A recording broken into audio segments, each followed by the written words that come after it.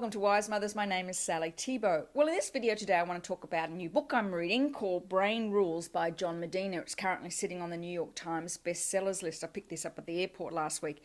It's a great book. One of those books that you're kind of glad I've found. It talks about brain development and particular children's brain development and how certain things impact on their brains. Now, you'll be pleased to know that spending time reading to your baby in the womb and having them learn 5 musical instruments by the time they're 2 and 25 foreign languages is not the way to increase the cognitive ability for your child's brain. Isn't that interesting?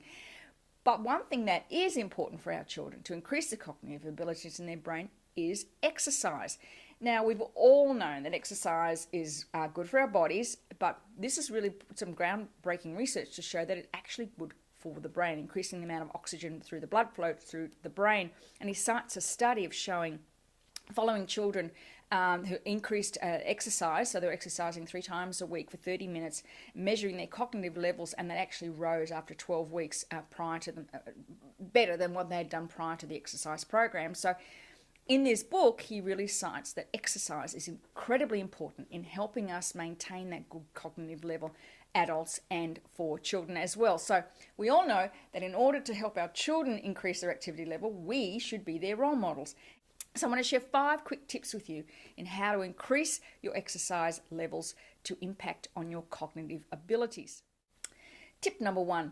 You need to be exercising about 5 times a week, 30 minutes at a time, some aerobic activity. So whether that be walking or jogging or dancing or swimming or whatever it is, but you need to be doing it about 5 times a week. So not only good for your body, but it's also good for your brain. He also recommends that if you're kind of getting that slump in the middle of the afternoon, or you're really struggling with a project, for instance, is to go for a walk, to get some walking and some exercising in, and it'll have you come back to that project feeling much more refreshed and a different view of the task at hand.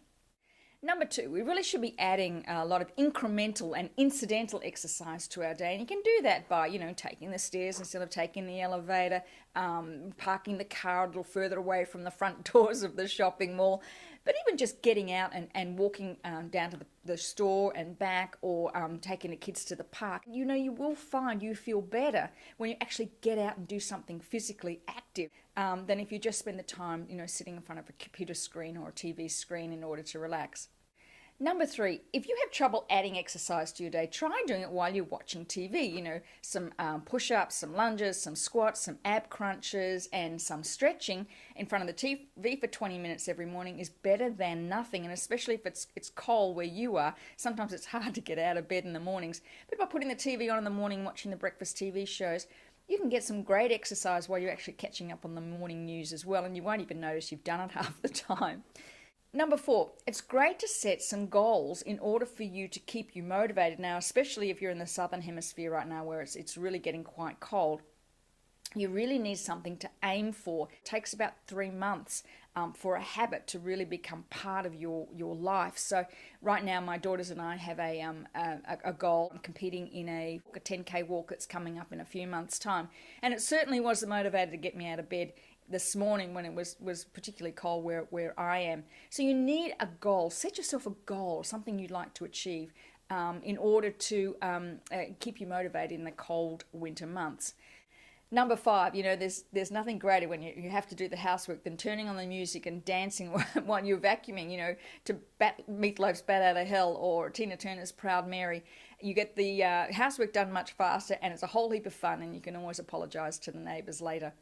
I hope some of these tips have helped. I'd really like to hear what you have to say about exercise and how you add it to your life, and if you see benefits way beyond just feeling good in your body, but do you actually see any benefits in your ability to think more clearly when you're exercising regularly?